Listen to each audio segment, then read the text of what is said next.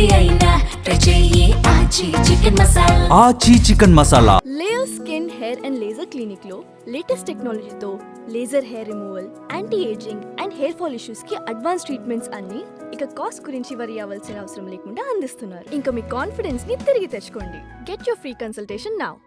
తగ్గేదేలే అంటున్న అంబటి రిమాండ్తో మళ్ళీ జైలుకి. వివరాల్లోకి వెళ్ళినట్లయితే మాజీ మంత్రి అంబటి రాంబాబు పరిస్థితి ఎలాగుంది అంటే ఇంకేముంది, బెయిల్ వచ్చేసింది, రేపే విడుదల అని చెప్పేసి నిన్న ఇదే తరహాలో నిన్న ఈ టైంకి వీడియోలు విపరీతంగా అన్ని మీడియాల్లో వచ్చినాయి.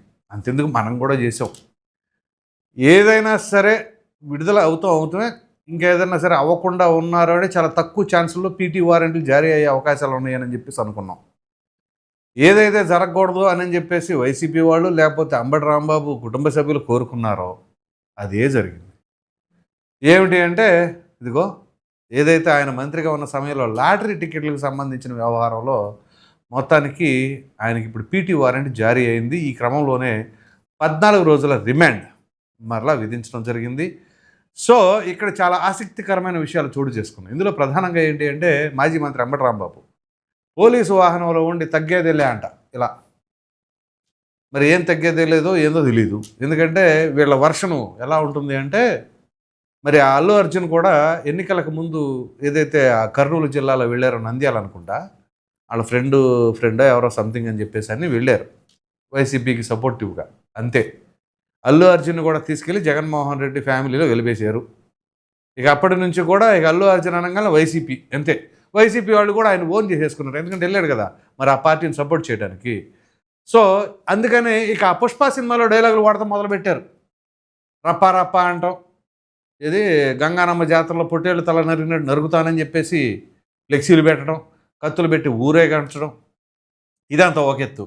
ఈ తగ్గేదే లేదా అని అనుకుంటా ఆ పుష్ప సినిమా దాన్ని పట్టుకుని అది ఫాలో అవటం. ఇక తాజాగా అంబటి రాంబాబు కూడా ఇదే తరహాలో తగ్గేదేలే అంటున్నాడు. మరి దేనికి తగ్గేదే లేదు అంటున్నాడు? మీరు ఎన్ని చేసినా సరే నేను తగ్గేదే లేదు అని చెప్పేసి అంటున్నారా? అంటే మరలా కంటిన్యూ చేస్తాను ఇదే తరహాలో అని చెప్పేసి ఒక సంకేతం ఇస్తున్నారా? ఇప్పుడు అసలు మామూలుగా ఆయన మొదటగా జైలు వెళ్ళింది దేనికి? ఏదైతే ముఖ్యమంత్రిని ఉద్దేశించి ఆ యొక్క భాషా ప్రావీణ్యం ఉపయోగించారో ఆ క్రమంలోనే కదా 1 కాదు 2 కాదు 10ల సంఖ్యలో కేసులు నమోదయ్యి ఇప్పుడు పాత కేసులతో సహా మొత్తం తెరపైకి వచ్చినాయి. అంతెందుకు, ఆయన దుర్భాషలాడిన కేసులు ఆయనకు బెయిల్ రాగానే పీటీ వారెంట్ జారీ అయింది. దేనిపైన? నవంబర్ 12వ తేదీన ఆయన పీపీపీకి సంబంధించి మెడికల్ కాలేజీల నిరసన కార్యక్రమంలో పోలీసులతో దురుసుగా ప్రవర్తించారని చెప్పేసి పట్టాభిపురం పోలీస్ స్టేషన్లో ఆ పట్టాపురం పోలీస్ స్టేషన్కి సంబంధించిన పోలీసులే ఆయన పైన కేసు నమోదు చేశారు. సో సరే, దానికి కూడా నిన్న బెయిల్ మంజూరు అయింది అని చెప్పేసి ఇంకేముంది, బ్రహ్మాండంగా బాణాసంచాలు, స్వీట్స్, అది ఇది అని చెప్పేసి అని అన్నీ సిద్ధం చేసుకున్నారంట. పాపం తప్పేముందిలే, సాధారణంగా చేసుకుంటారు. అయితే ఈ క్రమంలో ఊహించని విధంగా మరొక కేసు వచ్చి చుట్టుకుంది.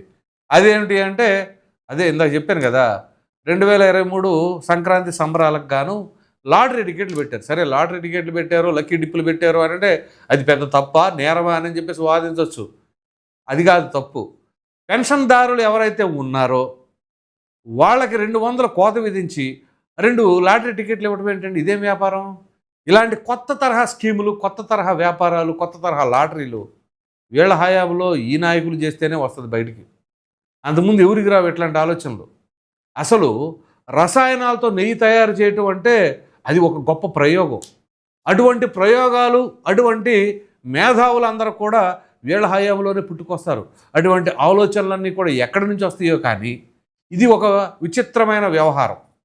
సో చివరికి పెన్షన్దారులు అంటే ఎవరండి? దిగువ మధ్య తరగతి, దారిద్ర్య రేఖకు దిగువనున్న వాళ్ళకి వైట్ రేషన్ కార్డు హోల్డర్లే కదా ఆ పెన్షన్దారులు.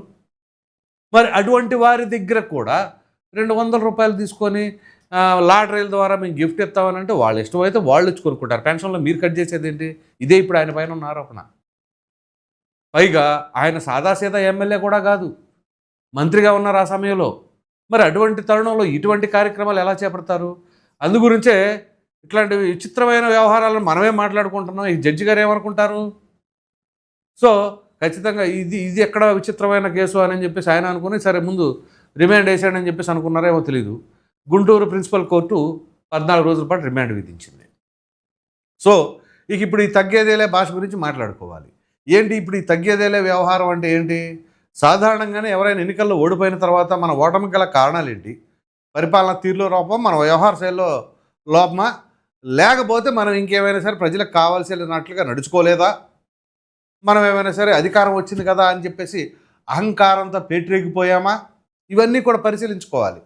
ఇది వైసీపీలో ఏ నాయకులు కూడా మరి ఇటువంటి ఆలోచన చేయలేదు ఏమో తెలియదు, కానీ ఎప్పుడు కూడా రియలైజేషన్ అనేది లేదు. పైగా సెల్ఫ్ అనాలిసిస్ అనేది ఒకటి చేసుకోవాలి. సరే పార్టీ పరంగా పార్టీ చేసుకోకపోయినా ఆయా నియోజకవర్గ ఎమ్మెల్యేలుగా చేసి ఓడిపోయిన వాళ్ళు, ఇప్పుడు మంత్రులుగా చేసి ఓటమి పాలైన వాళ్ళు, అరే ఎందుకు ఓడిపోయాము ఏంటి అని చెప్పేసి వాళ్ళనే పరిశీలించుకోవాలి. మరి సెల్ఫ్ అనాలిసిస్ అన్నా చేసుకున్నారో లేదో తెలియదు. తీరా కట్ చేస్తే ఇప్పుడు పార్టీ అధిష్టానం చెప్పినట్లుగా ప్రతిదీ కూడా మేము అన్నీ బ్రహ్మాండంగా చేసాము, కానీ ఎందుకు ఇలా జరిగిపోయింది అని చెప్పేసి ఇంకా సమర్థించుకునే వ్యవహార ధోరణిలో ఉంటే, సాధారణంగా ఎవరికైనా సరే ఒక చిన్న బాడీలో ఏదైనా ప్రాబ్లం వచ్చినప్పుడు అది ఎందుకు వచ్చిందా ఏంటా అని చెప్పేసి చెక్ చేసుకొని ఇంకా దానికి ట్రీట్మెంట్ ఎలా చేయాలి అని చూసుకుంటే ఇమ్మీడియట్గా అక్కడితో అయిపోద్ది. అది ఏముందిలే, అది నార్మల్గానే ఉంది కదా అని చెప్పేసి దాన్ని అట్లాగే పెట్టేసుకున్నారనుకోండి, అప్పుడు ఏం చేస్తారు? అది ఆటోమేటిక్గా పెరిగి పెద్దదయ్యి చివరికి ఎక్కడ గాయమైతే అక్కడే కాకుండా ఆ పార్ట్ మొత్తం కూడా ఎఫెక్ట్ అయ్యే పరిస్థితి ఉంటుంది. అది మన ఒంట్లో జరిగినప్పుడు ఎంత జాగ్రత్తలు తీసుకుంటామో సమాజంలో ఒక ప్రజాప్రతినిధిగా మనం పరిపాలన చేసినప్పుడు అంతకంటే ఇంకా ఎక్కువ జాగ్రత్తగా ఉండాలి. మరి అది ఎందుకు వాళ్ళలో లోపించిందో ఏ ఒక్కరు కూడా ఆ సెల్ఫ్ అనాలిసిస్ అనేది చేసుకోవట్లేదు. ఇప్పుడు అంతెందుకు, అంబటి రాంబాబు గారు అసలు ఆయన మామూలుగా మంత్రిగా ఉన్న సమయంలో ఎప్పుడు ఇలా నోరు పారేసుకోవాలా, కొంచెం ఘాటైన వ్యాఖ్యలు చేశారు, కానీ ఈ రకమైన ముతక ధోరణం లేకపోతే అవేంటవి దుర్భాషలో అటువంటి పదజాలం వాడలా. చాలామంది మంత్రులు వాడారు మళ్ళీ అప్పట్లో, కానీ అంబటి రాంబాబు గారు దానికి కొంచెం దూరంగానే ఉండారు. కానీ మొన్న ఆ పరిస్థితికి వచ్చారు అని అంటే మరి ఇది ఎందుకు వచ్చింది అనేది కూడా అర్థం చేసుకోవాలి. సో అటువంటి సమయంలో సరే ఏదో ఫ్లోలో వచ్చేసింది, ఆవేశంలో మాట్లాడాను అని చెప్పేసి నాలుగు ఖర్చుకున్నారంటే అది వేరు. మరలా ఇప్పుడు తగ్గేదేలేని మరలా ట్వీట్ కూడా ఏదో చేశారు, ఏంటో వెలుగుని ఆపలేరు ఏదేదో చేసినట్టు ఉండరు. నేను రఫ్గా లుక్కేశాను అంతే, ఎవరు ఆపలేరు వెలుగుని, అది తాత్కాలికమే, ఇట్లాంటివి చెప్తూ ఉంటారు. సో ఎవరిని ఆపరో ఎవరిని వాళ్ళే ఆపుకుంటారు. ఇప్పుడు ఈయన ఎవరు ఆపారు? ఇప్పుడు దాకా అంబటి రాంబాబు జోలికి ఎవరైనా వెళ్ళారా? ఇప్పుడు మాత్రం ఎందుకు వెళ్ళారు? ఆయన ఆ పదజాలం వాడబట్టి. అది అర్థం చేసుకోవాలి. ఆ పదం అనకుండా ఉంటే ఏంటి అనేది ఒకసారి చూసుకోండి, అసలు ఈ పంచాయతీయే లేదు. మరి ఆ పదం వచ్చింది కాబట్టే ఇది వచ్చింది. సో దీనికి ఏదో పర్సనల్గా గ్రెడ్జి పెట్టుకొని చేసినట్లుగా కాకుండా మనం ఏం చేసాము, మనం కొంచెం అది కంట్రోల్లో పెట్టుకున్నట్లయితే ఇవాళ ఈ పరిస్థితికి వచ్చేవాళ్ళం కాదు కదా అనేది రియలైజ్ అయితే బాగానే ఉంటుంది. అది ఎవరైనా సరే పొరపాటున ఫ్లోలో వచ్చిందండి, క్షమించాలి, నేను అట్లా మాట్లాడి ఉండకూడదు అని బహిరంగంగా ఒక్క మాట మాట్లాడితే ఎంత హుందాతనంగా ఉండేది. ఇదే అంబటి రాంబాబు గారికి. అంతెందుకు, ఆయన అంటే చాలామందికి వైసీపీ కాకపోయినా కొంత అభిమానం ఉంటుంది. ఇప్పుడు ఆయన తిరుమల స్వామివారిని దర్శించుకున్నప్పుడు ఇక్కడ సదుపాయాలు బ్రహ్మాండంగా ఉన్నాయని చెప్పేసి అన్నారు. సో ఆయన రాజకీయాలు అక్కడే మాట్లాడాల, దేవుడికి మంచి సదుపాయాలు ఉన్నాయి, ఏ ప్రభుత్వం బ్రహ్మాండంగా చేస్తుందన్న ఉద్దేశంలో చెప్పారు. సో అప్పుడు కొంతమందికి పర్లేదు నేను జెన్యూన్గానే మాట్లాడాడన్న ఫీలింగ్ ఉంది. కానీ నేను జెన్యూన్ కాదు, నేను ఇదే టైప్ అనే తరహాలు మొన్న మాట్లాడిన మాటలు ఎంత దారుణాదారుణం అండి. సో అందు గురించే గత హిస్టరీ ఏంటి, ఇప్పుడు ఇదే కాకుండా బహుశా నాకు తెలిసి ఆ సీఎంఆర్ఎఫ్కి సంబంధించిన వ్యవహారం కూడా ఒకటి ఉంది. తన నియోజకవర్గంలోనే అదేంటది సెప్టిక్ ట్యాంక్లో పడి, ఇది క్లీన్ చేయడానికి వెళ్ళి సెప్టిక్ ట్యాంక్లో పడి మరణించాడట. ఆ కుటుంబ సభ్యులకి మరి సీఎంఆర్ఎఫ్ వస్తే దాంట్లో ఏదో కావాలి, సగం వాటా కావాలి అని చెప్పేసి మరి ఆయన పిఏ డిమాండ్ చేశాడు, ఈయన చెబితే చేశాడు, ఏది చేశారో కానీ ఆ ఆరోపణ ఒకటి వచ్చింది, అప్పుడు బాగా వైరల్ అయింది అది. సో మరి ఆ కేసు ఏమైనా తెరపైకి వస్తుందో లేదో తెలియదు. సో ఇప్పుడు ఈ 14 రోజులు రిమాండ్ విధించారు కాబట్టి ఇది ఈ కేసుతోనే ఆగుతుందా? అఫ్కోర్స్ ఏ కేసు అయినా సరే బెయిల్ రాకుండా ఉండదండి.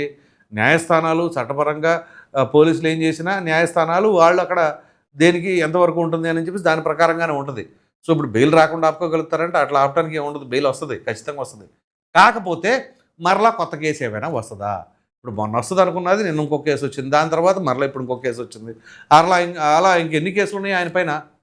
సో ఈ తరుణంలో ఇక లేదు, మనం ఇట్లా కాదు, మన ధోరణ మార్చుకోవాలి, మనం ఇదే అగ్రెసివ్ మోడ్లో ఉండాలి, అటాకింగ్ మోడ్లో ఉండాలని అతను గనక భావిస్తే తన అనుభవాన్ని, వయసుని వాటన్నిటిని ప్రక్కన పెట్టేసి, లేదు ఇంతకాలం నేను మంచిగా మాట్లాడేది పని అవ్వట్లేదని చెప్పేసి ఇప్పుడు ఏదైతే ఆ ధోరణిలోకి వచ్చారో ఇక అదే తరహాలో తగ్గేది లేదు, నేను ఇంకా ఏదైనా మాట్లాడతాను, ఇక ఇక ఎన్నిసార్లు చూస్తామో అనే తరహాలో కనుక వ్యవహరించారనుకోండి, ఏముంది కొత్త ఏముంటుంది, వైసీపీలో 10 మంది ఆ రకంగా ఉంటే ఈయన 11 కూడా అవుతారు అంతే, అంత మించి ఏముండదు. ఎందుకంటే దాదాపుగా కార్యకర్తల నుంచి అందరూ కూడా అదే తరహాలో అదే ప్యాటర్న్లో వెళ్తున్నారు. ప్రతి ఒక్కళ్ళు రపా మేము వస్తే వేసేస్తాం.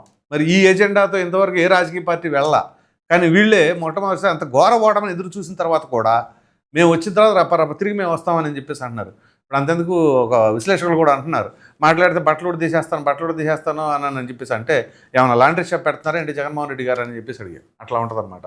సో అటువంటి అవకాశాలు ఇచ్చింది ఎవరు? ఇదే వైసీపీ నాయకులు. సో మనం ప్రజాస్వామ్యంలో ఉన్నాం, ఒక రాజకీయ పార్టీ పెట్టాం, ఒకసారి అధికారం చేశాము. సో అటువంటి తరుణంలో మనపైన ఇంకా బాధ్యత ఉంటుంది. ఓ ప్రతిపక్ష నాయకులుగా మనందరి పట్ల కూడా ఎన్నో బాధ్యతలు ఉంటాయి. ప్రజా సమస్యలు లేవనెత్తాలి, అసెంబ్లీలో గళం విప్పాలి. అవన్నీ పక్కకి వెళ్ళిపోయినాయి. అసలు అదేమంటే ప్రెస్ మీట్లు పెడతారు, లేకపోతే ఈ రకం బయటకు వచ్చేసి నానాయాగి చేస్తూ ఉంటారు. దానివల్ల ఏం ఉపయోగం? ప్రజలేమనుకుంటున్నారు? ప్రజలకు కావాల్సింది ఏంటి? ప్రజా సమస్యలు ఏంటి? వాటిని విస్మరించేశారా? ఇక ఆ ద్వారంలో ఉంటే మాత్రం దానికి ఎవరేం చేయలేరు.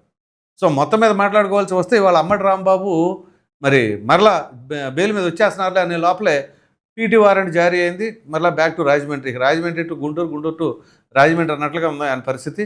మరి ఇంకా కూడా తగ్గేదే లేదంటున్నాడు. మరి మీరేమనుకుంటున్నారా అనే అభిప్రాయాన్ని కామెంట్ రూపంలో ఖచ్చితంగా తెలియజేయండి. Thank you.